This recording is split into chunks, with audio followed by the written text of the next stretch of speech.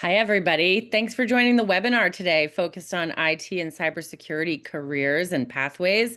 I'm excited to have a conversation with everybody. Real quick, to get us started, to gauge who's in the room, if you wouldn't mind filling out the poll. It's just real short bullet point about which school you're coming from or how you're tuning in and what you're majoring in.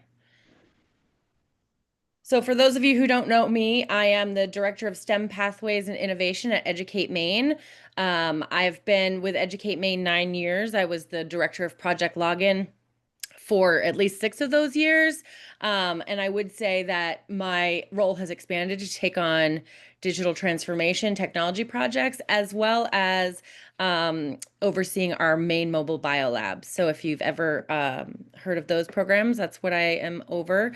The people that I'm happy to have join with me today are Todd from ProSearch, Evan from Systems Engineering, Tom from Defendify, and Carly from Tyler Technologies. They're going to take a moment to do a little introduction about themselves so you get to know them a little bit better, and then we'll go into some moderated questions. You want to go first, Todd? Sure. My name's Todd Chamberlain. I am a co-owner and director of IT staffing at ProSearch. I've been here for 19 years, and our firm supports our clients in Maine and beyond with recruiting efforts. And that includes direct hire recruiting, temporary staffing, and IT contract to hire, which is the area I focus in and manage. When I first started at ProSearch, in our IT consulting division, we had only 6 IT contractors, and over time, grew that from 6 to 12 to 20, and now we have over 150 consultants working in 48 states and 3 countries. So, when it comes to partnering with clients for their hiring, my team hires anything from entry level help desk, customer support, all the way up to the C-suite, CIO, CTO level, and everything in between. So a lot of the jobs we're going to be talking about today, we've hired for our clients, both entry level and industry experts. So I'm looking forward to this conversation and answering your questions. Thanks. Evan? Absolutely. So my name is Evan Patton. I'm the Employee Success Specialist for Systems Engineering. We are a managed IT services provider based out of Portland, Maine. We provide IT services to businesses that are small or small to large size companies that either have a very small internal IT function or no internal IT function at all.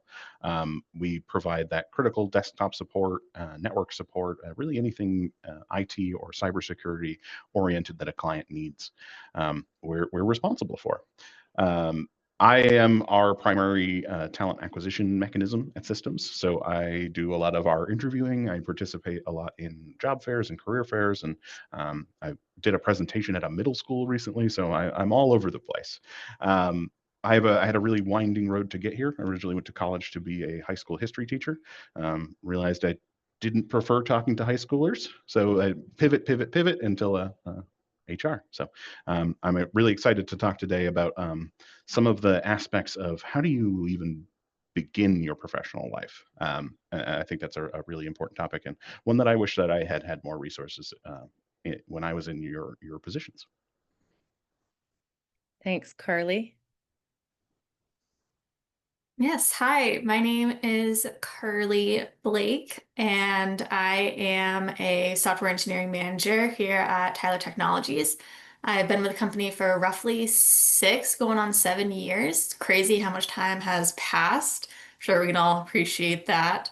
Um, I so I look for anybody on my current team, anyone just starting out from college, to senior engineers looking to program that have that programming experience. I have individuals who come from boot camp backgrounds. I have people who come from 4-year degrees. I have people who come from 2. So I hire all kind of rounds of individuals onto my particular team Tyler covers programs and software development for municipalities nationwide. And so if you can imagine any type of software that a town uses, from registering a vehicle all the way to putting a kid on a school bus, is stuff that we touch. And so it's a great expanse of software that we really work with on a daily basis. And so I'm very excited to talk more about what Tyler does and what we're looking for with new engineers coming onto the scene. So very excited for all of you, get to know all of you and get to share a little bit of information on my side too. Tom? Let me unmute. Hi, Tom Lean here. I am the Director of Engineering at Defendify. We provide basically a SaaS, software as a service platform for cybersecurity for basically anyone who wants it. I've been here for 7 years. I was the first engineer they hired. I wrote the first line of code here. I just pushed the latest line of code here, so I'm still in the mix. But there's 6 of us now. We've grown from basically just me to 6 of us, and it's all a mix. People who have the same degree as you guys have to people who never went to college. And it's been a good run so far. So happy to answer any questions anyone has. We're definitely going to have time for Q&A at the end, and you guys can use the Q&A function or the chat feature. But I'm going to get right into some questions of our panelists. So many students obviously are hearing that fields like data science, cybersecurity, IT, and computer science are booming. Obviously, strong job prospects and high salaries is what we hear. Sometimes the students hear that and then they're often left wondering, like, okay, now what? What's next?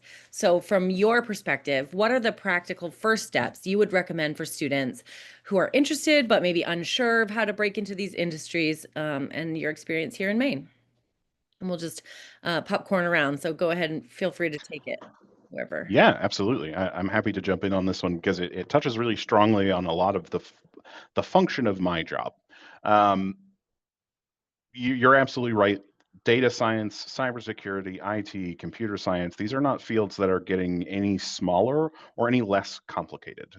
They're requiring more and more knowledge, more connectivity, and what's really encouraging to me is that programs like USM and SMCC are really connected to the changes that are happening in the industry. The educators, the administrators, everyone on those campuses is really plugged into the changes that are happening with industries like ours.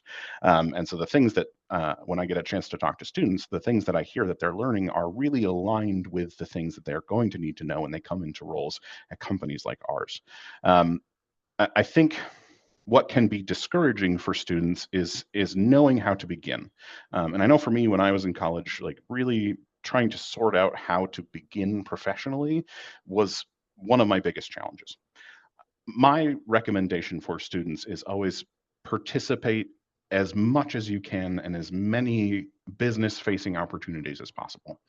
I'll be at the USM Career Fair tomorrow. And then I'm immediately leaving from there and going to UMA to talk about their new cybersecurity center.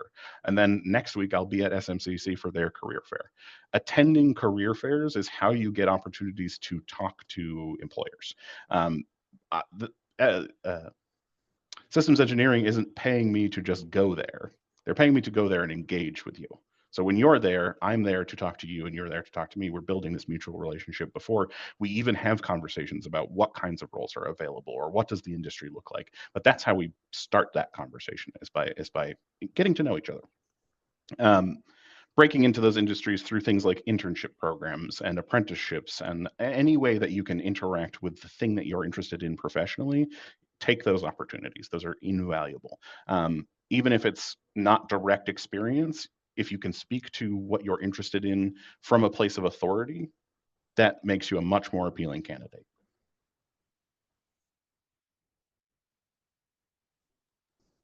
I would echo everything Evan just said. To kind of put a little different flavor on it when it's time to kind of present yourself to a client, I would say getting on your resume, even though you may not have hands-on experience in an actual job, employers want to see what you've been doing at school in your programs, what kind of projects you've been working on. If you have a GitHub profile that can showcase a portfolio of work that you've done, you're going to want to get that on your resume and share that, because it shows the potential employer, the work that you've done in the field, what interests you. And then it also gives you an opportunity too to kind of outline some other things that you're curious about or interests you may have. So I would say, along the lines of what Evan was saying about getting out to the career fairs, I would also get a profile up on LinkedIn, join LinkedIn networking groups that are industry specific, reach out to people, make contact with folks, see what they have for opportunities within their teams or organizations. If you've experienced, if you've taken part in a hackathon or anything like that, those are things that employers want to see and read about when they get your resume for the first time. So those are all things I would highlight as you're putting yourself out there to potential employers as you're applying for that maybe first professional job in the industry. That's good advice. I do want to talk a little bit about those entry-level careers. We use that term a bit, and so that term can sometimes feel a bit vague. Can you share some like common entry-level roles in your areas or companies, or as well as any lesser-known ones that students might not even be aware of? So really, like what types of positions can students obtain with an associate's degree, with a bachelor's degree, or even beyond, or with a certificate or some sort? Yeah, just how can someone figure out what type of entry level role is the right fit for their interests and skills? What's really interesting about this is that entry level is, I think where you guys are right now is kind of your entry level on everything. But you'll find that as your career grows, you will end up actually being entry level in certain technologies that people are really good at because you just got started with it. So right now you're kind of all entry level. So that's good. But you should start trying to think about picking a lane because at some point you're going to have expertise in something. Like Evan was saying, the idea of I can do everything is kind of going away. You just can't fit everything we do in our lives and in our heads anymore. So I would pick a specialty and start. And really, what you like is the best specialty because then it doesn't really feel like work anymore. Try to figure out what you like and start driving in that arena. But entry level, for what we do is I don't. I mean, I look for good people who look like they're going to be good programmers or at least solid in systems thinking because even if they're really good at a bunch of stuff, they're going to come into Defendify and find a whole world they have no idea about, which is all the stuff we built, and that ain't going to be like anything else. So. Uh, Entry level is just you have to be able to get into a system and figure it out pretty quickly because you can't stay entry level very long. So my advice on that would be just like entry level means you can solve problems. And maybe right now you're in this academic area where the problems you were asked to solve are basically academic, kind of trivial, kind of small, kind of focused, kind of like something AI can do. It's going to be your job very quickly to get better than that and not be entry level. You have to be able to not only code things, which I think you can all do coming out of where you are, but you got to be a real problem solver in ways that you probably may not be yet. And the way you get out of entry level is you take up, someone gives you a solution and you figure out the better solution because you went out and figured out what the problem actually was. Definitely. And to kind of piggyback off of that, I think Tom explained entry level really well. And from a company standpoint, what we typically have for entry level positions for individuals coming out of college, out of boot camps, out of any type of given situation with any type of education, we typically have internships, especially right off the bat with still being in school, still kind of taking classes. Maybe for the summer times, we also have internships that expand through the school year. And this doesn't just mean that you have to be a junior or a senior to be an intern at Tyler or maybe even other companies as well. I'm sure, Todd, you've seen a couple of other internships, multiple cases with even freshmen or sophomores in college getting internships. And I know that at Tyler, we've had a couple of individuals come in earlier on in their education as interns, and we keep them throughout their entire school academic career. By the time that they actually graduate, not only are they finally getting that degree, that bachelor's degree or that associate's degree, which is a great accomplishment at that point, but also they have a job ready and waiting for them by the time that they're right out of school. And so there's multiple opportunities. Right now, we typically look for interns in the fall. We're looking right now for our summer internship of 2026. And so we definitely start early. Interns typically start early for recruiting, that is. And it's a great opportunity to get your foot in the door. It's a great opportunity for networking. It's actually how I got my first start here at Tyler. I came in as an intern and they liked me so much that they offered me a job before my senior year. And so, entire senior year, didn't have to worry about finding a career. I already had one right in my lap. And so, it's a wonderful feeling with that, not having to stress about it being a senior in college. But there are wonderful opportunities for internships out there that are continuously posted. I know Project Login definitely posts those different opportunities out there. And so Angela is a great resource to keep in touch with those kind of great opportunities, like I said. But also for just regular entry level, maybe you weren't able to get into an internship, there are entry level positions everywhere. And these consist of, for my perspective with Tyler, typically a 1 year circumstance of, I don't think probation is the right word, but you come in as a software developer with Tyler. And then typically within a year, you become a software engineer. And just like Tom was kind of adhering to with what he described as an entry level, that first year is where you grow. And it's an exponential growth that we're expecting out of you. And you hit the ground running and you keep going, you learn the processes, and then by the time a year is out, you're ready to truly contribute. And that's when you get out of that entry level and keep moving forward with the company. If you don't mind, I'd like to just jump in and also add like internships, entry level roles, career experiences, job shadowing. These are all really great places to start to build your skill platform. Like if you have a really strong foundation to build that future specialization onto, everything becomes a lot smoother. And it's even more important that you start to develop your style. How do you troubleshoot? How do you answer questions? How do you connect with clients and with colleagues to make sure that you're communicating what you're doing to them in a way that they understand? You really can only do that if you're doing the thing. So go find these opportunities to do the thing, even if it's a day experience, even if it's a job shadow experience. Start to see how other people do it too, so that you can develop your style for yourself. Yeah, thanks for chiming in on that. I definitely feel like the opportunity to add somebody to your network, anytime you meet somebody that is either in the industry you're looking to get into or has a connection to the industry, those are people that can help you later on with your job search. So, or your internship, prospects and things like that. I definitely feel like the potential to do a community service project or a volunteer aspect is also really good because it allows you to talk about that project, how you worked on a team. The discussion around internships is super helpful, and I know there's going to be questions coming in about it, which we will get to. We sometimes hear that internships are often limited or highly competitive. So students are getting creative in finding alternative ways to build those skills, whether it's through certifications, online courses, those personal projects, or community involvement that I mentioned. In your experience, how are students successfully developing these relative skills, like outside that traditional first internship experience? And how can employers weigh formal education with industry credentials and also some self-taught and life experience when evaluating, an applicant? Well, I mean, Todd said this before, but my primary resource for you if I'm interviewing you is going to be, even for internships, is what does your GitHub page look like? When you think of social media as stuff, programmers use GitHub. That's your core place where I'm going to look at your stuff. I can see what you've been doing. The core problem you have to solve when you're trying to get an internship or get a job is convincing the person you're talking to that you can do the job.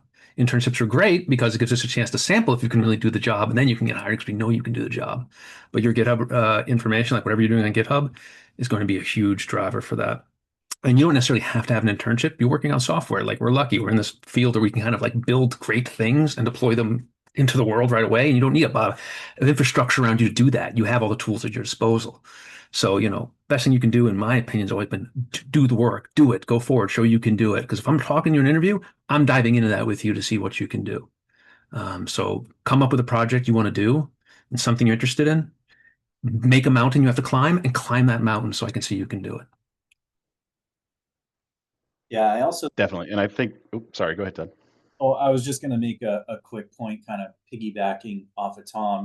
When you're talking to a potential employer, they're going to be asking you a bunch of questions. And I always kind of coach people that we're working with that this is your opportunity to interview them too. Be curious about their team, ask questions about how they do things. That way there you can understand their train of thought. And as the interviewer asks you questions moving forward, you kind of have a feel on kind of what they're looking for. So it's a lot of it is to get their attention, get it on paper on your resume so they can, express their interest and set up an interview with you. But then the flip side of that coin is being able to really talk about it in such a way that it resonates with the person you're speaking with.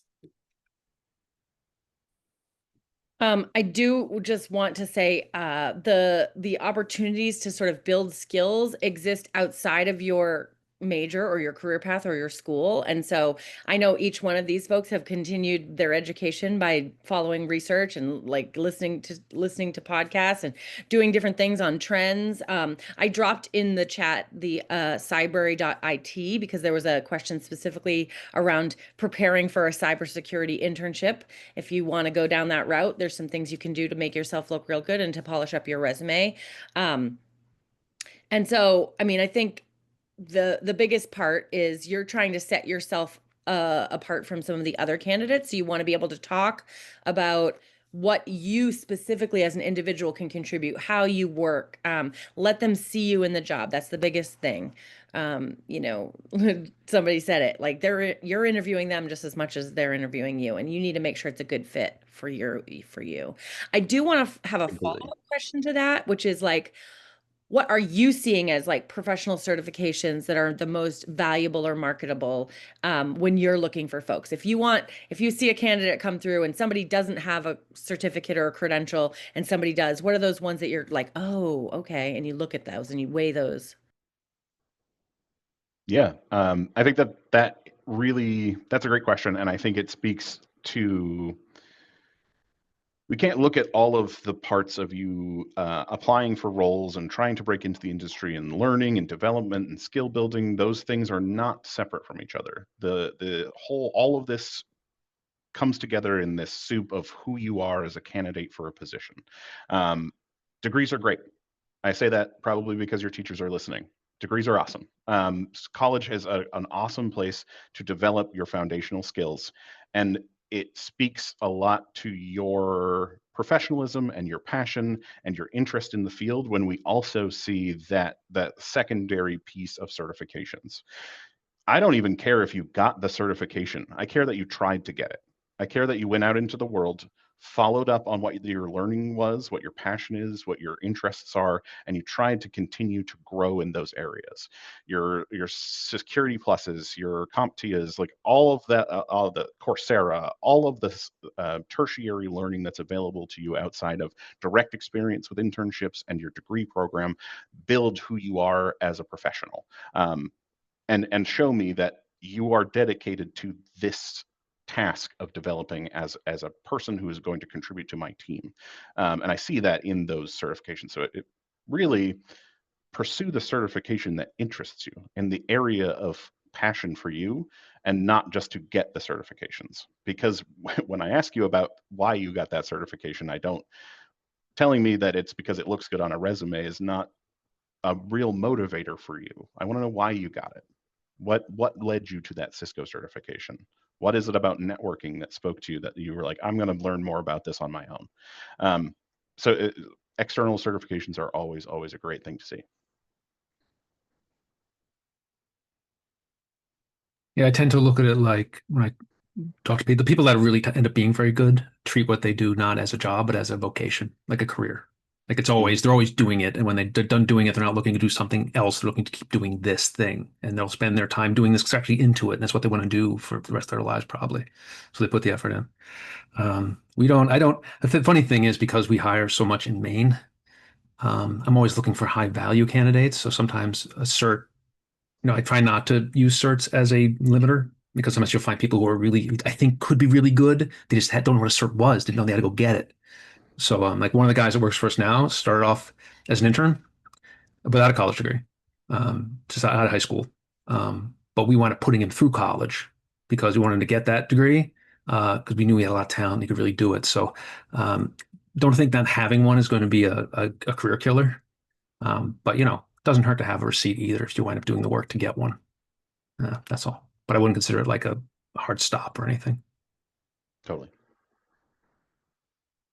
I would say too, there was a question that sort of came in that was like, what do you know about the outlook or view of candidates with a hybrid background, meaning they're a career changer, they have a degree in another field, not IT, they have life experience, maybe other things. But I think we need to talk about transferable skills, and we need to talk about these really great on-the-job problem skills, solving skills that somebody in a field of fire and emergency medicine can carry over, because I think that that's really important to talk about. Like there's some ability to work under pressure, fast pace, the adaptability and resilience, sort of attention to detail, teamwork and collaboration. Do you guys have anything you want to contribute when you talk about a career changer, making a move from one field to another completely, into IT? Yeah, I would say we work with a lot of those folks, and what's most important is we work with candidates and we let them know. I mean, we've working with our clients for a number of years, right? So we know what they want, we know what they like to see on a resume and how they want to see it. So one of the things we'll do when working with a candidate is talk about those transferable skills. We'll deep dive on the job that they want to apply to.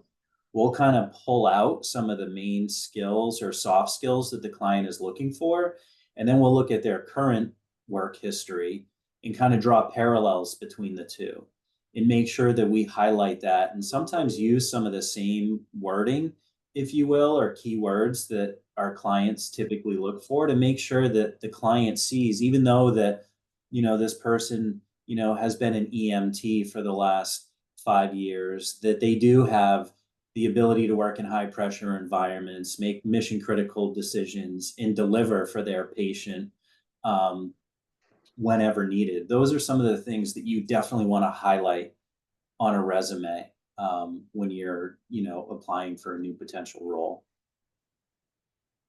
Yeah. To even tack on to that, as a hiring manager myself, and when I look for engineers trying to join my team, one of my favorite things to see on a resume is, yes, the GitHub link is wonderful. However, I also like seeing a section on projects. And so grabbing a folder, grabbing all the projects you've ever worked on and things and passion projects that are even outside of your schoolwork, or maybe it is your schoolwork that you've incorporated it in. However, being able to identify those and speak to them is huge. It's one of my favorite things to actually go through and set aside at least 10 minutes.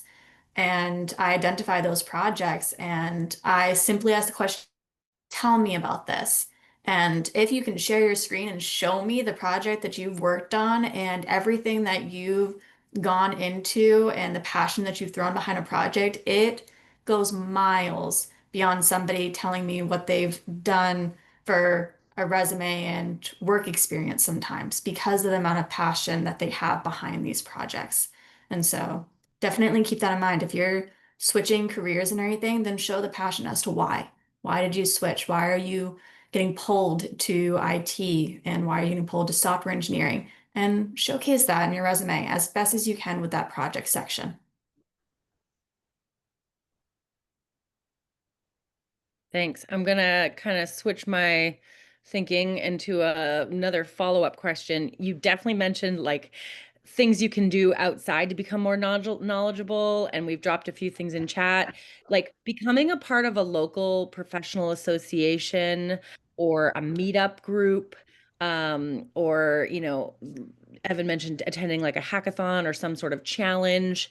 You're already doing something today by attending a webinar to gain information and to make connections in the industry. All of these people are somebody you can connect with on LinkedIn and add to your network. They would love to help you on your journey.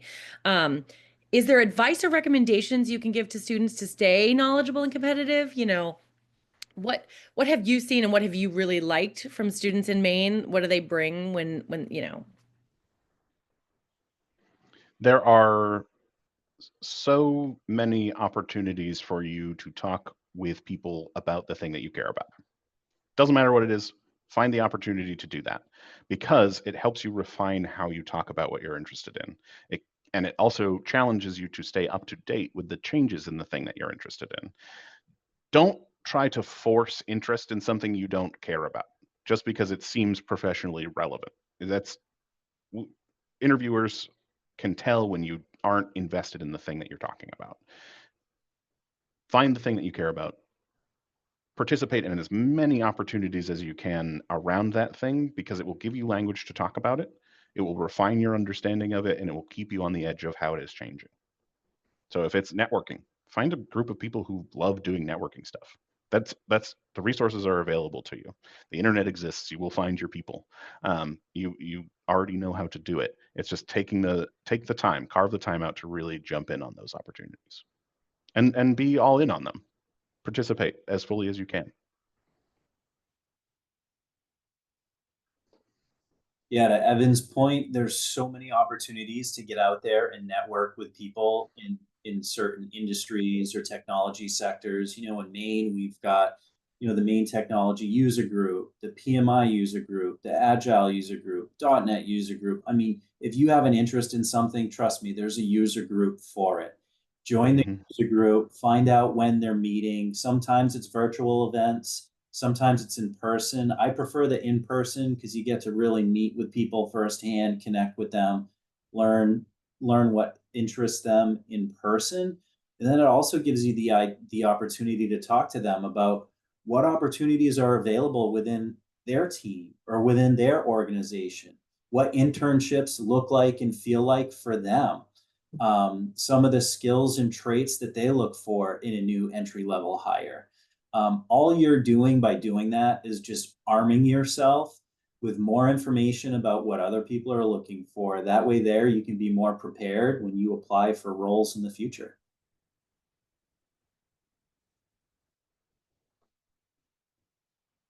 All right. So given how quickly fields like data science, cybersecurity, and IT evolve, how can students stay current with emerging skills and technologies? And how might cultivating entrepreneurial thinking, like initiative and adaptability, creative problem solving, like help them stand out? Like, and Tom, you can take this since you're from the startup community if you want. Well, that can be good and bad, right?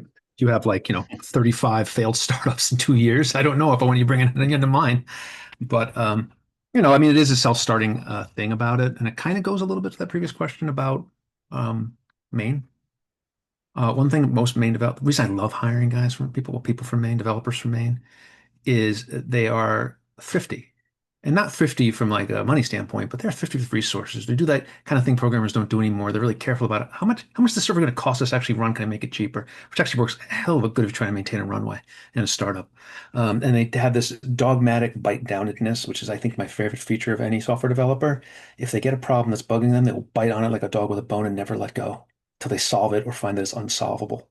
And I have found that mostly guys from up here, because we had this mandate for a long time when we started, we only hired local till COVID kind of forced us to kind of remote more.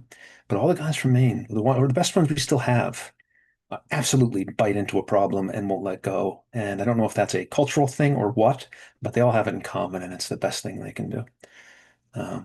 Yeah.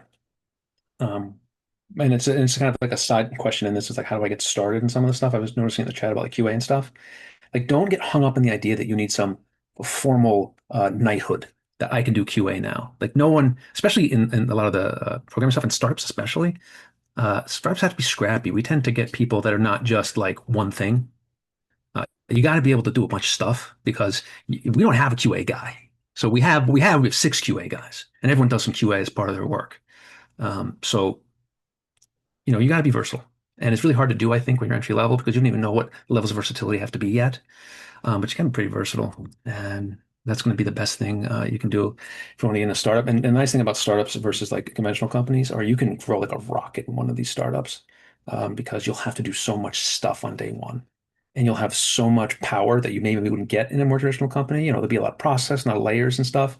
And startups with a lot of processes and layers die because they can't move. They're like a shark in the water. They got to constantly be swimming. So you get a lot of empowerment in a place like this. But you can also do a lot of damage, so be careful. Yeah. Tom is the voice of reason. Sorry. I do want to get ready to open it up to some more questions and to answer some of the ones that are being populated in the QA and chat feature on this webinar. But I'm wondering if you might want to suggest, we talked a little bit about this around, websites or professional organizations. Are there other resources, podcasts, things that you want to recommend to students to follow along, learn more about what's going on in the industry? I mean, I can shamelessly plug the Project Login podcast. If you haven't heard of it, it's wherever you get podcasts. It's where I interview people working in Maine in the technology jobs you're interested in about. So it's a career exploration podcast. And sometimes we have students ask the employers the questions. Sometimes we've had a specialized, like data science one or like a very specialized thing. But you can go back and look at all of our previous I feel like almost everybody on this call, the panelists, have been a guest on the podcast at one point or another, or their companies were represented. So do you guys have some other, people you want to recommend or associations they can sign up, be a member of? I will always, always advocate for go to the people who are doing the thing that you want to do. Find a mentor, find a resource, go email them. You don't, people wait for permission all the time to reach out to get these opportunities. And that's not granted to you. That is something that you can just do. You can just go, you can email me. You can email an employer. You can email somebody who's in a job that you're interested in. You find them at these career fairs. You find them in these organizations and sessions, and you get their contact information and you say, what do you do? What does your job look like? Tell me about yourself and how you got to where you are and what skills you needed to get there. People will talk to you about what they do because they care about it. They care about what they do and they want to talk to people who are interested in what they do. They want to share about themselves. Learn from people's journeys, learn from their stories. There's so many things that are applicable to your situation that someone has already been through. You don't make it harder for yourself. Don't take on more of this work, this emotional labor of trying to struggle to figure out these steps. Talk to somebody who did it already and help them help you develop a path for yourself.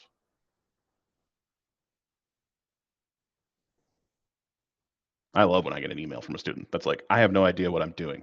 Great. Let me connect you with somebody who does. And I feel like most of our internships were people who cold called us and we didn't really have an internship. And they were like, you look kind of cool. Maybe we'll give you one, I will tack on to that. I know I've said LinkedIn a couple of times, but truly it is a wonderful resource to get an account set up and just like Evan just said, like follow the individuals that you deem are role models in the career path that you're looking at. And so if you're looking at video game software design, find somebody on LinkedIn who does that and somebody in maybe even a area or a company that you dream of working for one day. Follow those individuals, see what they're doing, see what they're talking about. Go down a rabbit hole with articles that are posted for that particular individual and what they're working on a daily basis. I know I've found myself down a couple of LinkedIn articles myself, just kind of digging into new scopes and new software that's being used. It's where a lot of professional growth happens, and people want to share that because they're passionate about it and they're excited to share it with a group of other individuals who are also passionate about it. And so ultimately, you'll see a lot of conversations happening there. And that's where you'll find podcasters. That's where you'll find different resources to reach out to as well by actually finding the people who are role models for the career path that you want to go down. Totally. And kind of piggybacking off of Callie's point with LinkedIn, when you join a LinkedIn user group, if you will, or a networking group, that's a sounding board that all of the members are using each other as a sounding board. If someone runs into a coding issue or has a question about a specific technology that they're going to implement or thinking about implementing, but want to know if other people hit certain roadblocks or if there are any red flags that they should consider, you're kind of like in the know just by observing these conversations that are taking place, and you can do more research and expand your knowledge in that specific, technology or realm that you're in. Um, when it comes to podcasts, there's this guy, I forget his name, but he's a TikToker. I think his official site is admedium.com. A lot of the advice he gives is on interviewing techniques, specifically for college interviews. But a lot of the advice he gives is so transferable to professional interviews. And he's someone that I watch all the time because he gives a lot of great, good advice that I use to share with people when I'm working with folks. And then we did drop a few more LinkedIn groups and people that you can connect with on that platform. We were talking a little bit about boosting up your sort of volunteer or community service repertoire, your talents and skills related to tech in those arenas. And so I'm curious about your thoughts around mentoring a robotics team or, supporting a Girls Who Code club or some other area. Is there any advice you have for the students to get connected to those? Well, one of the things I've done is work with nonprofits, because especially like where you guys are, like, you may not have a company may not hire you yet for what you want to do, but nonprofits are usually desperate for technical talent in any aspect of anything they do. And they're so grateful that you're there to do it. So you can kind of build a resume by volunteering with nonprofits to handle stuff. And I'm not talking about like, digging ditches for the Friends of Fort Williams or something, but literally helping out with their technology problems. And they'll be happy just to have you, and they won't really give you a lot of grief if your resume doesn't say you can do it very well because nobody else is doing it for them. And that's a great way to boost up the fact that, yeah, I can do this. I can do this in a semi-professional setting, and here's proof I've done it. Call them. That's a great little sneaky way to get some extra boosts on your resume. I was going to say the same thing. Nonprofits, they're starving. A lot of them, if you reach out and let them know you've got the experience or you're looking for kind of on the job experience and you share what you're capable of doing, and if they have an opportunity for you, they're usually like open arms welcoming you, and it's a great resume builder, and it gives you that real world experience that some employers are looking for when they're talking to an entry level person. And don't forget that like most open source projects are basically considerable nonprofits. Like even if it's a very specific technical thing you want to do, and maybe like the nonprofit down the street doesn't have that, there's an open source project that can use you. And we're in this weird meritocracy still. Like stuff we do generally still has a meritocracy, and not every business I say has that. If you can prove you can do it and do it well, it gets rid of a lot of the other things that you can worry about, like my grades weren't very good, or my major wasn't what I thought it needed to be, or whatever. If you prove you can do the task and the task is specific to something someone needs you for, you can jump all that stuff right over. You just got to prove you can do it, and being able to actually do it in real life is all the proof people need. Yeah, for sure. Um, so real quick lightning round before we switch to the Q&A and the students asking more questions. What is one piece of advice you would like to give to them or wish you had been given early in your career?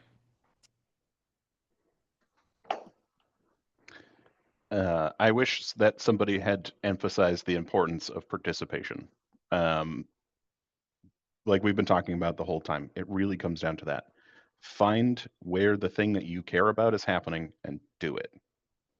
Talk to people, engage with them, go and acquire not just the skills, but the language to talk about the thing.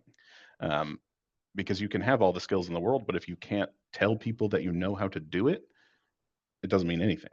You can't go anywhere with that until you are able to convey to somebody who maybe doesn't know as much as you do about that particular topic, that you know what you're doing and you know what you're talking about, and that you have that expertise to back it up. Speaking to what you know from a place of authority and having the language to do that is best acquired through participation. I'd say my advice I would give is to be and always stay curious. Um, there's, especially with AI now, there's a lot of folks in the IT industry that are worried about AI, thinking it's going to take over their jobs or their careers or what have you. Um, I'd say stay curious, be curious about it. How can you use AI to automate certain tasks that frees you up to do more work, so you can execute on things that are like mission critical versus some other mundane task.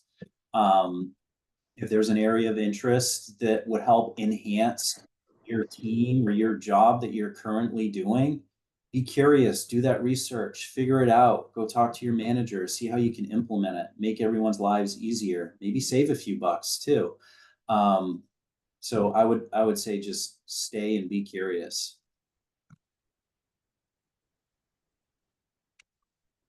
I would say read a lot. People don't. A lot of juniors come in now. They like just don't read books. They want to watch a video. They want to see a tutorial. Read. There's so much information about what you're doing in books somewhere that are edited by people, professionals, and have technical reviews and stuff. And that stuff is worth its weight in gold. A $25 book literally could be $100,000 worth of salary for you in 10 years if you internalize it and do it. Uh, Read a lot. And when you're in a meeting and you're doing tech with somebody and they say something you don't know, it's okay not to know it. But next time you talk to them, at least know what it is. Like read, educate yourself constantly. It never ends. I got 10 books stacked right here. I still have to read. I've been doing this for 40 years. Never ends. It's the perennial curse of this business we're in. Things keep shifting. You have to stay on top of it. That's the burden of having a pretty good life and a good job, is you must always be staying on top of it, and nothing beats reading. Nothing. Well, geez, how do you piggyback off of all three of those? Those are those are wonderful. No, definitely. My go-to, I wish someone would have really harped into me, was not ignoring the soft skills.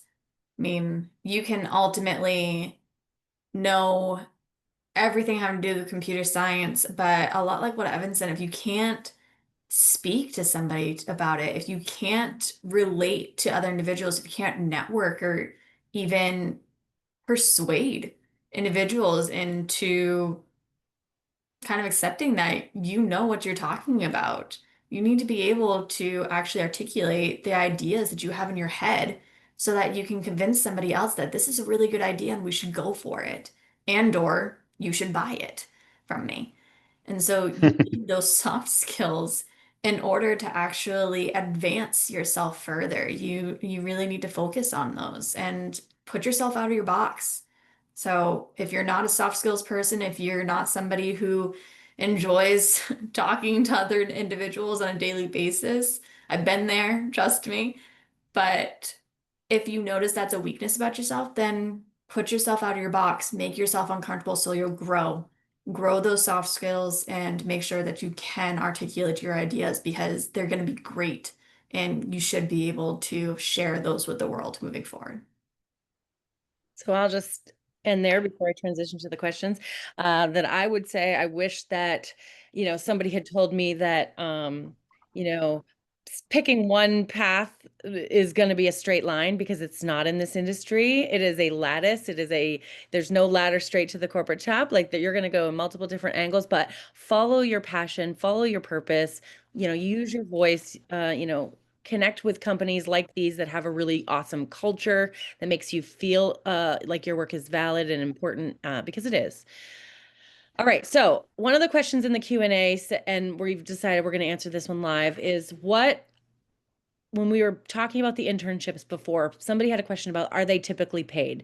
They're a little bit nervous about like the state of the economy, financial stuff, being a father and a full-time student, maintaining a job. So the networking and the meeting individuals part of that question, and are they paid? And I had dropped in the chat back then, like, yes, go for the ones that are paid. Go for, something that absolutely not just for academic credit. But what do you guys say to that question? Our internship program is paid for that exact reason. It's if a company can do it, then they do it, and that's if that's a need for you, then find those opportunities because they are out there. Yes. Yep.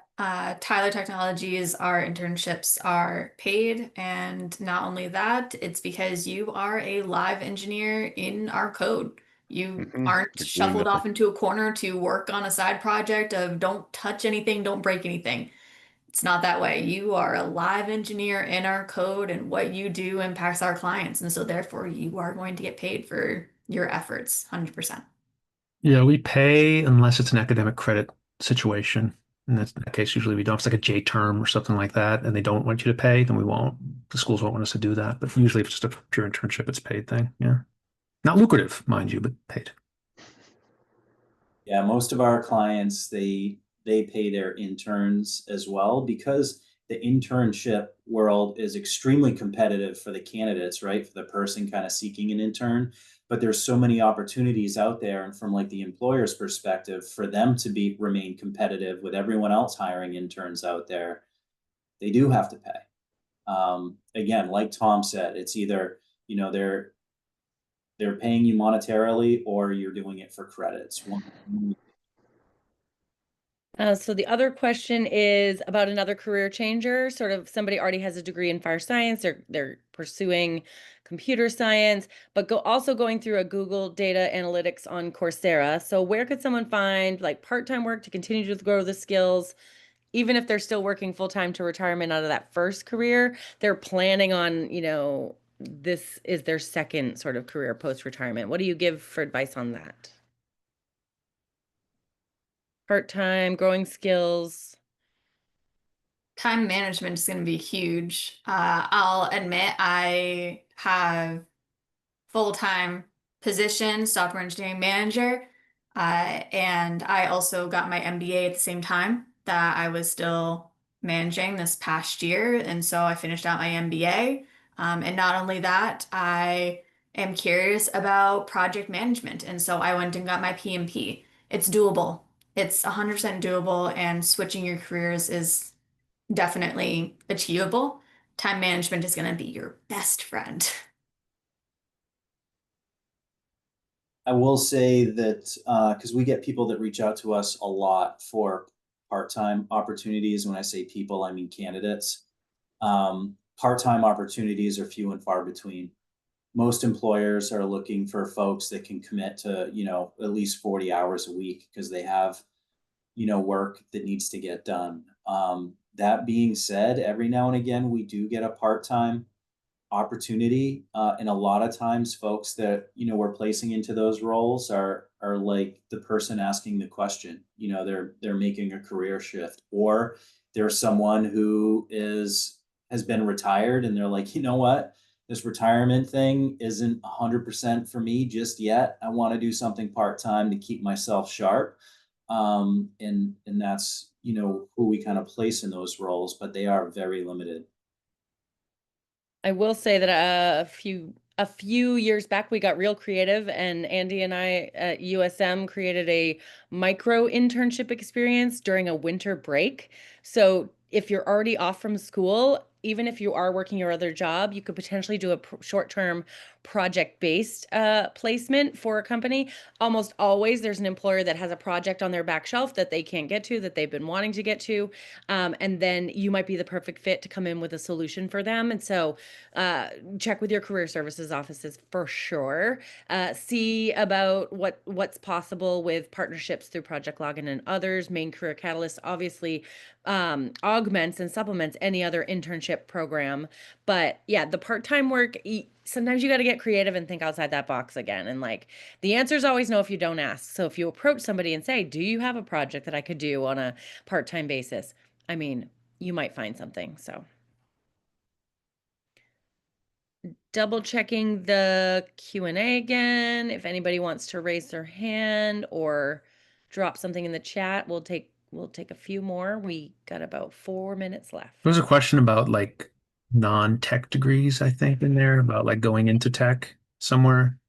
And that's actually very normal. So don't think that you don't have a STEM degree that you can't transition to STEM. A lot of the stuff people do actually transitions pretty well. You'll find a lot of the academic computer science, who actually wind up not using much in industry, but use a lot of the kind of thinking skills that you develop in other disciplines as well, and they cross over very nicely. I'm talking like philosophy majors make great programmers, music majors make great programmers for some reason. It just kind of works out. Yeah. We have folks in the organization who were contractors 3 years ago. Completely agree. Yeah, transferable one of our skills best come from. guys was like an amazing bartender who wanted to become a good dev. And I don't know what it's about holding all those drinks and mixes in your head and balancing all at once, but it's transitioned very well into development. Cool. Fine multitasker. Looks like we have another one in QA. What does a cybersecurity internship look like, for example? Like, what are the type of activities or tasks one might be doing? Great question. We have you live in our environments, working with our clients directly. Oftentimes, it's as part of a ride along with a more experienced security operations professional, but you're seeing what's happening in real time in client environments. We do that with all of our entire internship program is rotational through all of our departments, and you do that with every single department: engineering, security operations, help desk. You're in it with them from the jump. So it's the best way we've found to help people develop skills, especially in STEM. It has a lot of hands-on learners and people who understand it conceptually, but until they see it happen in real time, they're not sure how it connects to what they've learned. So putting people in those live environments, we find is crucial. Yeah, I've got a question in here about what skills or certifications are most valuable for somebody just starting out in IT? And is it the same for like a computer science sort of software side? A lot of overlap. So, I mean, skills wise, it's really interesting because it might still be very narrow depending on what you're getting into. You know, if you're like going into IT and you're becoming like a Unix system administrator, your skill set is still, there's a broad skill set of like knowing systems and being able to think through problems and stuff. But some of this is a very narrowly applicable skill set that may not transfer well to other things. If you're going into program or something, your skill set's going to be, you know, at early stage has to be just engineering discipline, and with the idea that you'll pick up the other skills as you roll forward. Some of the general certs that some of our clients look for from time to time are, the CompTIA, the A+ certification, the Network Plus certification. Others have required CCNA, Certified Ethical Hacker certs. Those are some things that historically clients have asked for in the past. There's a question about how we talked about passion projects and students being able to do something on their own, but then being able to talk about it. So they said, what types of projects have students talked about with you in the past that they did on their own that stood out to you?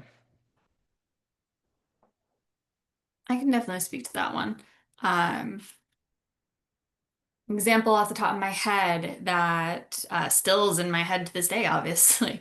A student came out of college just finishing up, and one of the passion projects on the side that he presented was a video game that he had designed. And he had conceptualized how he'd want this video game to work, and he even showed a prototype of it from the very start menu to it was almost like you guys remember just Flappy Bird. I'm not sure if I'm dating myself with that, but it was very much a generalized screen, but he showcased all of the triggers that he had put in and the events that he did put in. And it was just very obvious the passion that he had. And it wasn't a school assignment, it wasn't anywhere close, but it was something that he was really proud of. And so that showed through in his project very quickly. And so it wasn't this grand scheme of anything, but it was definitely something that he had put a lot of time and effort into.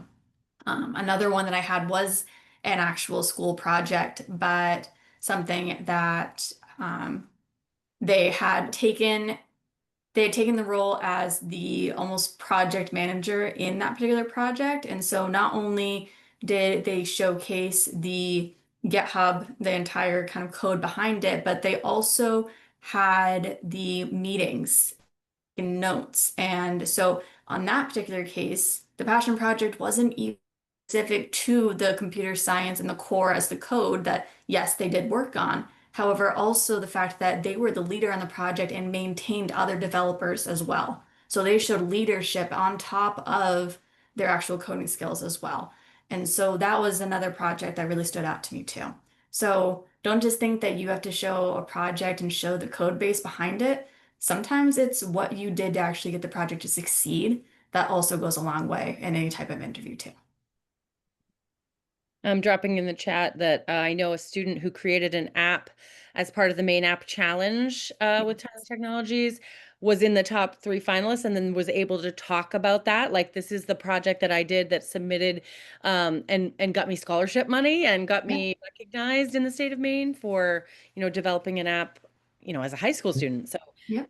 that was even before they went to college. Exactly. No, I love the Maine App Challenge. Typically, I'm a panelist whenever I can sneak my way back up to Maine. Nice. Yeah, I think you want to see a project that scratches a particular itch the person has. It's very obvious when someone does a passion project, but it's really for your benefit. I don't need to see another React to do app. Like, I don't need another one of those in my life. So, and usually it's pretty esoteric. And I think the ones I remember a lot, they were video games. Someone just really want to make a video game. And, to me, it's not always so much what the subject matter is, even though I don't want it to be something generic because I know you're doing it for me. Because I wanted to open up that project with you and talk about it. I'm going to find out who you are by all these decisions you made in this. We're going to look at those and you're going to tell me why you went left when I thought you would have went right, or vice versa. But it's got to be something you're into. I got to feel that. It can't just be like, well, our professor made us write a to-do list, so this was my project. It's a to-do list. Like, I can tell. Yeah. Yeah. Show me you care. There's so many more coming. There's one more in the QA that says, my cybersecurity degree was fairly broad, but now I'm trying to figure out how to maybe like specialize into something. What's the best way for an early grad to identify and build towards a specific path, like an SOC analyst or pen tester, especially when they might not have a lot of specific experience with that?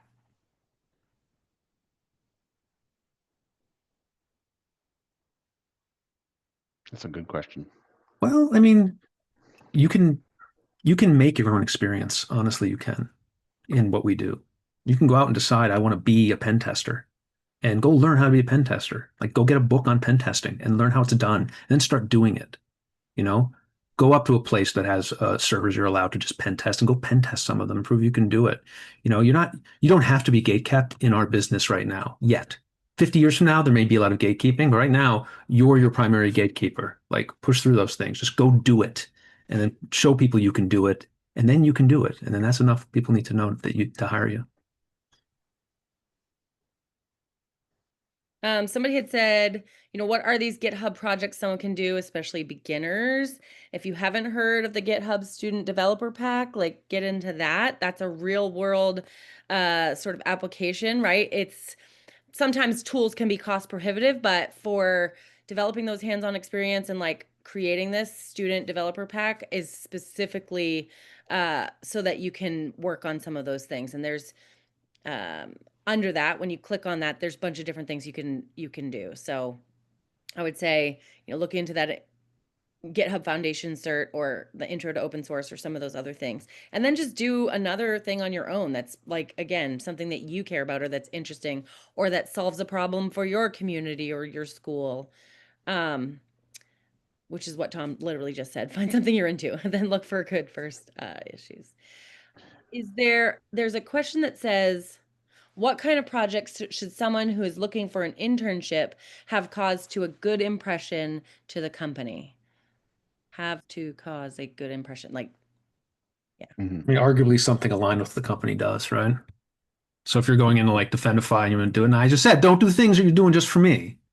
Like, I'm aware you're doing that, but again, like if you write something like, I built a vuln scanner because I'm kind of interested in vuln scanning and I want to see what it looked like. Like, that's going to be really interesting to me. And say, oh, we're going to talk about this for a while.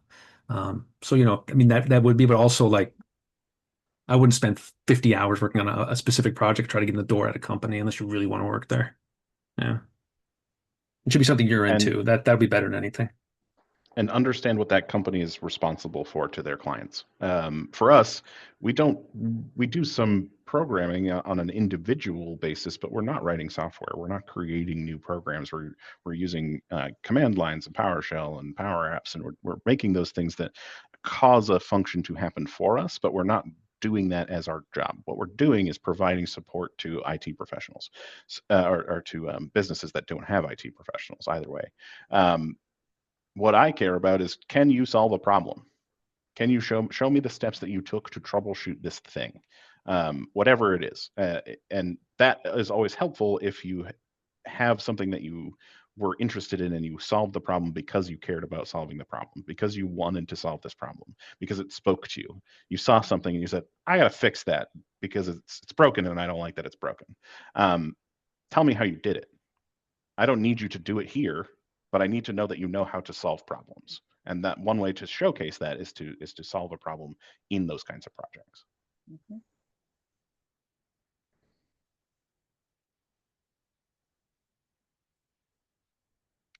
We have a question about what should I do? Should I switch my major? So somebody's like, not sure if I should continue as a cybersecurity major or switch to IT and with a concentration in something that I'll find interested in. So what do you give for that advice? Do you like what you're doing?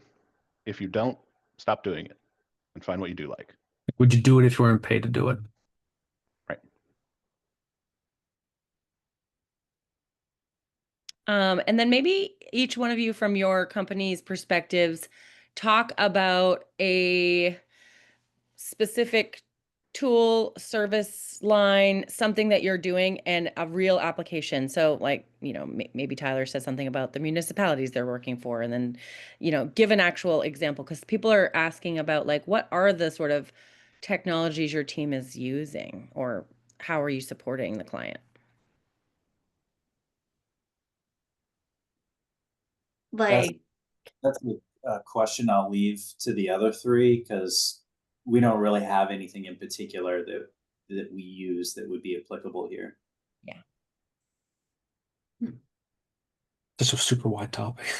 I'm just trying to think, like, what did I do today, right? Like, what am I doing right now? Let's see. So here's a normal task that happens all the time here.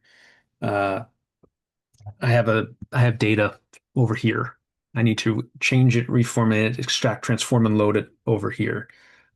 So many of the things we do have high level ideas behind them, and at the bottom of them, that's what we're doing. Taking data here, munging it, doing something to it, sending it out in this direction.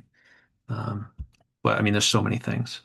It's hard to tell. I mean, I would say at this point, more than half our time is not spent, even maybe more than that now, not writing code, but writing stuff around the code.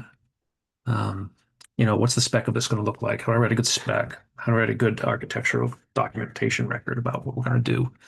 How do I collect all these things that I have to do and turn them into tasks that I have to do? And where I am, how do I turn these into tasks I can distribute to like 3 other people to do them in parallel? So there's a lot of that happening. But as far as like the actual day-to-day tasks, boy, do I think a lot of it's just put data in this thing, transform it in some shape, get it out on the other side later. And that may be 90% of what all of us do when it's all said and done.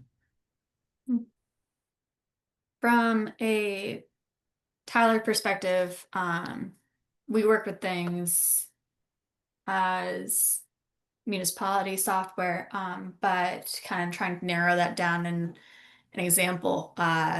Let's say we want to offer a town an ability to actually see. So let's just say a town in Maine goes out with electricity. Now your town needs to identify, okay, what pole went out? And now we want to not only identify the pole, now we want to build our software to be able to identify the pole that's out, but also the entire networking spider web consistencies that that particular electrical pole is actually connected to. And so now we want to actually develop something or a screen to showcase a map spatial capability to show the spiderweb effect of this electricity pole going out. And so that's the type of software that we work with towns. It can go anywhere from like I said, the maintenance of a town to school to lunches to budget and planning. We scope anything and everything that a town would need in order to survive is a software that we develop and touch. And we are continuously growing and continuously expanding the different software that we offer. Not as just one example of something that we built this past year. I would say become very familiar with the inner workings of popular enterprise operating softwares. Know what is happening in a computer. If I go into my email and I click on a thing and I send an email and that doesn't work, that's broken, I need you to be able to know why that's broken and be able to find how that broke and how to then explain it to me that you're going to fix it, how you're going to fix it. A lot of the times in IT, when I'm talking to my engineering teams and I'm talking to our help desk folks, it feels like a lot of computer is built on a piece of code from the 60s that lives in Ohio somewhere, and we don't really know how it works. We're not really sure about how it works. But if that breaks, the whole thing's cooked. What I need you to know is the next level up. When that thing breaks, how do we fix it? What are we building on top of it? Because it's all kind of fundamentally similar. It's all but these languages, these operating systems, these code bases. They are all based on very similar technology that are all birthed from the same wellhead. So if you know how to fix these things, if you know how to address these challenges, that takes you really far into one, being able to help people with it, which is everything that we do here at Systems is helping people with the thing that is broken, but also helps you build your knowledge base, helps you continue to grow your skills, helps you continue to learn because you have that strong foundation of development. The question from Greg is, what are some red flags you've seen in job applicants? Maybe the what not to do or bring up in an interview.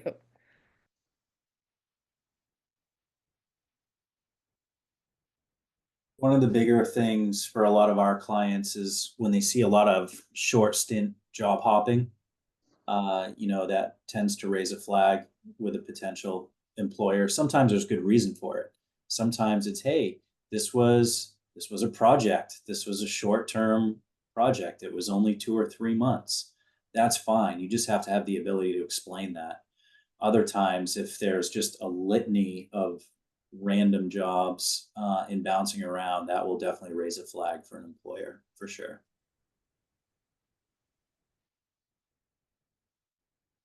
I think of interviews that have gone wrong. Attitude makes a big difference. I have people come in just thinking they are absolutely amazing, and they may have been, but I don't want to work with them. So they wind up not going very well. But I would echo what Todd said. That is a big indicator. Like, if you've had 3 jobs in the last year, you've had 6 in the last 3, I don't think you're going to stay with me, and I want to put the time in on you.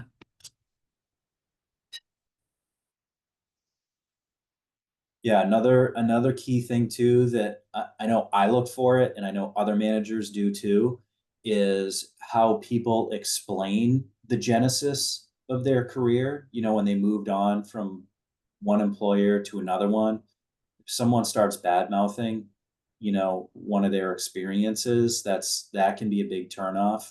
I know it is for me, and I've seen that with other employers as well. So I would just say during an interview, definitely be fully armed, be prepared to articulate, like I said, the genesis of your career, how you got to where you're at, what your interests are, and where you'd like to go, and how you see yourself fitting in with the organization. Keep it as positive as you can be so you can make a lasting impression on that person. And at the end of the day, when it's time to make a decision, it's you, you know?